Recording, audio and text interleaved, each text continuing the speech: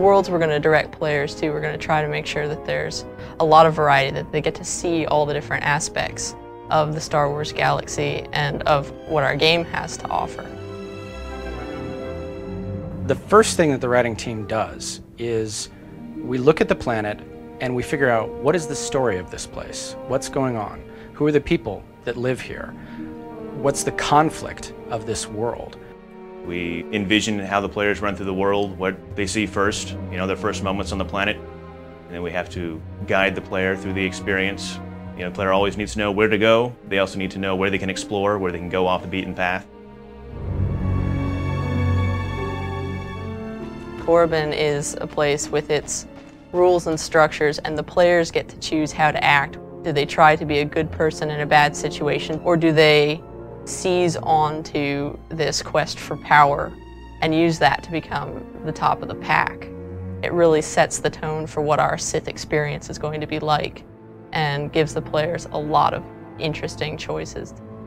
The artistic themes that we were going through when looking at Korriban were all about power and angles and pain and desolation. We got at that by looking at the Sith and their culture, but there's also a beauty to them as well.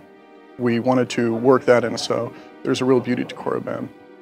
I've had the most fun working on Korriban, the Valley of the Dark Lord, because it was this giant excavation site where you have tombs on each side that you can explore, and all the ruins, all these statues, rubble, everything that we got to play around with.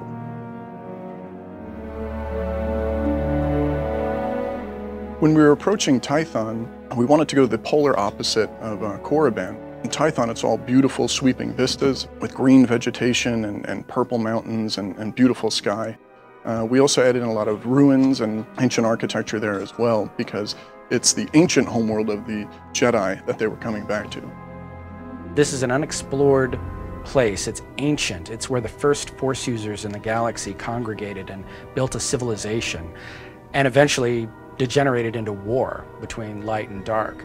So there are remnants of this war everywhere. Players are going to find them, and it's going to be very dangerous. Hutta presented a lot of new opportunities because on Korriban and Tython, they're a little more austere environments, not quite as infrastructure is built in there. The terrain of Hutta is littered with factories and cantinas and gang-ridden slums.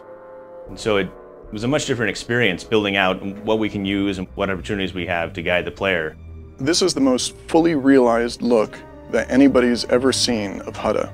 So we basically had almost a blank slate when approaching this planet. The artistic themes of Hutta were all about the Hutt. Nasty scoundrels, dirty, scum dripping from their mouths, and we really wanted to get that in the look of Hutta. So it's a sort of acid yellow look, dripping pipes. It's basically an open cesspool with these big Hutt palaces sitting on it.